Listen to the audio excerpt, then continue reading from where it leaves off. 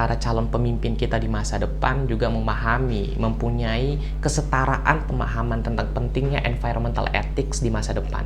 Jangan sampai kemudian rusaknya lingkungan karena pemimpin yang tidak memahami tentang konsep environmental ethics, kemudian mengakibatkan mereka tidak bisa menikmati ya keindahan, kenyamanan, dan kenikmatan ekosistem di masa depan. Jangan takut bicara guys, karena di sini bicara santai. Halo teman-teman semua, saya Yusril Iza Mahendra. Kali ini kita akan berbicara berkaitan dengan environmental ethics atau isu lingkungan yang beberapa waktu belakangan ini banyak sekali dibicarakan di ruang-ruang publik kita. Bahkan berbicara tentang environmental ethics, berbicara tentang lingkungan, ini memang pembicaraan yang tidak bakalan pernah habis. Karena kasus kerusakan lingkungan dari hari ke hari, dari tahun ke tahun semakin meningkat ya. Nah ini kemudian menurut saya menjadi penting untuk kita bicarakan, dan kenapa kemudian banyak sekali para pecinta lingkungan, pecinta alam, pemerhati lingkungan membicarakan berkaitan dengan lingkungan ini terus-menerus. Diskursus berkaitan dengan ini terus didorong di ruang-ruang publik agar minimal kita secara keseluruhan sadar dan punya kesetaraan pemahaman tentang pentingnya menjaga lingkungan, pentingnya agar ekosistem ini terjaga. Nah teman-teman semua, beberapa waktu terakhir berkaitan dengan lingkungan banyak sekali dikaitkan dengan kasus yang terjadi di bangsa kita. Ada dua kasus yang beberapa waktu terakhir kemudian menjadi fokus publik. Yang pertama yakni pemindahan ibu kota dari Jakarta ke Kalimantan, yang menurut para pecinta alam, para pecinta lingkungan, pemerhati lingkungan adalah tindakan yang tidak memperhatikan ya pentingnya environmental ethics di dalam kehidupan berbangsa kita.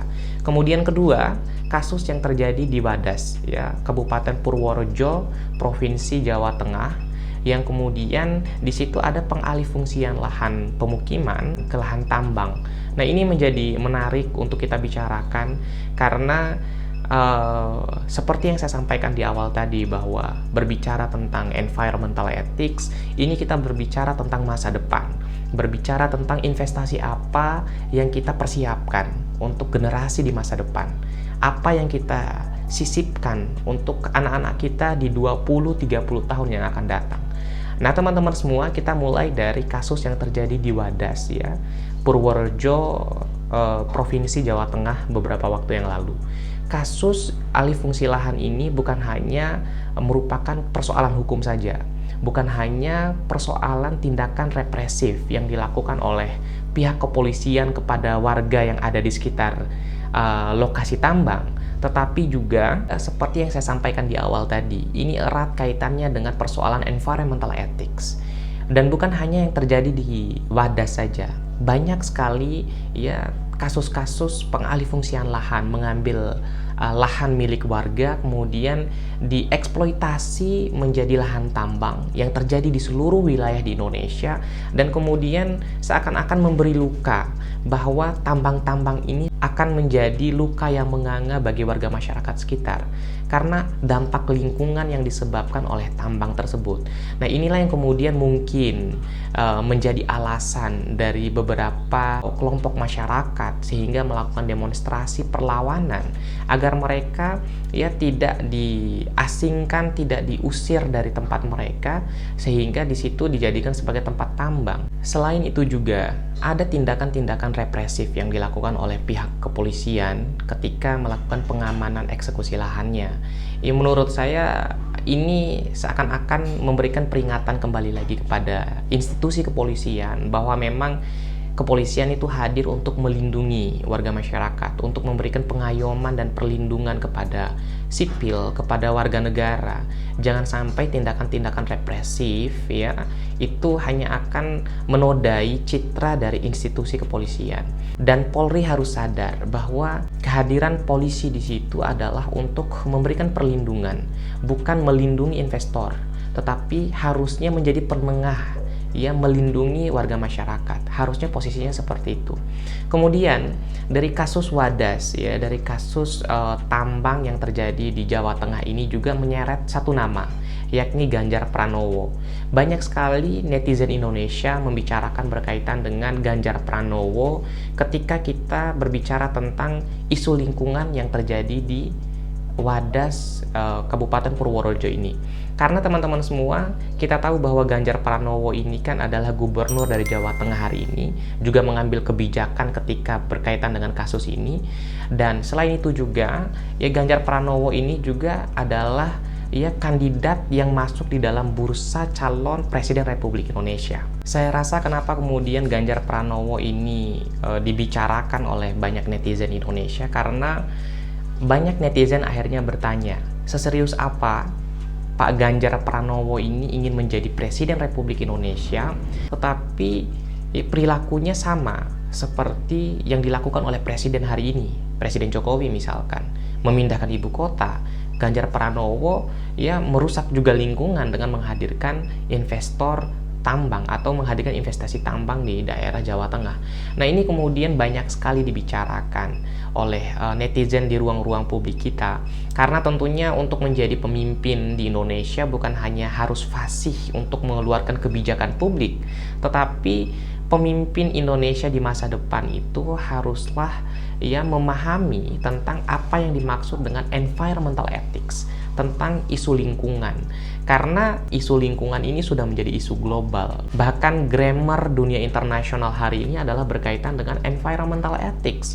Maka ketika ya ada calon Presiden Republik Indonesia misalkan yang tidak pro terhadap environmental ethics, maka ya menurut saya pribadi ya tidak layak untuk menjadi presiden ketika tidak bisa berbicara tentang bagaimana pentingnya menjaga lingkungan di masa depan. Karena tentunya teman-teman semua, lingkungan ini menjadi sesuatu hal yang sangat prinsip, yang sangat penting untuk kita menyiapkan generasi di masa depan. Karena lingkunganlah yang kemudian akan menentukan bagaimana ya anak muda di masa depan itu bisa berpikir jernih, bisa hidup normal, dan bisa hidup sehat. Para pemimpinnya hari ini harusnya mulai menginvestasikan itu semua, mulai memikirkan itu, harus mulai memikirkan tentang bagaimana masa depan ya generasi 20-30 tahun yang akan datang. Karena generasi ya 20-30 tahun yang akan datang itu memiliki hak yang sama seperti kita hari ini untuk menikmati udara yang bersih, air yang bersih. Jangan sampai kemudian rusaknya lingkungan karena pemimpin yang tidak memahami tentang konsep environmental ethics kemudian mengakibatkan mereka tidak bisa menikmati ya keindahan, kenyamanan, dan kenikmatan ekosistem di masa depan. Kemudian para calon pemimpin kita di masa depan juga memahami, mempunyai kesetaraan pemahaman tentang pentingnya environmental ethics di masa depan. Nah, teman-teman semua, selain itu juga, ya saya nggak heran misalkan ketika ada pejabat publik di daerah tidak mementingkan berkaitan dengan environmental ethics, ya karena contoh sudah diberikan oleh pejabat di atasnya, misalkan di pejabat pusat misalkan. Ketika isu pemindahan ibu kota, kemudian saya kritisi, bahkan dengan beberapa video saya buat berkaitan pemindahan ibu kota, credit point-nya adalah tentang environmental ethics, tentang lingkungan, tentang bagaimana ya pemimpin hari ini yang berkuasa hari ini itu berpikir visioner ke depan, bukan hanya berpikir tentang bagaimana ya 5 tahun yang akan datang ibu kota kita udah nggak banjir lagi, tetapi pemimpin di masa depan juga berpikir bagaimana ya anak muda generasi Indonesia 20-30 tahun yang akan datang masih bisa menikmati air bersih, ya masih bisa menikmati udara yang bersih. Kita tahu bahwa Kalimantan yang sekarang menjadi ibu kota baru Indonesia itu adalah paru-paru dunia. Itu adalah investasi besar bangsa Indonesia tentang bagaimana kita konsisten dalam upaya menjaga iklim global, untuk menjaga ekosistem minimal di Indonesia. Nah, ini kan yang harusnya juga disadari dan dipahami oleh pemimpin kita, bahwa memang kebijakan itu bisa dikeluarkan, tetapi jangan sampai kebijakan itu tidak mampu memberikan dampak yang minimal bisa membahagiakan bagi rakyat Indonesia.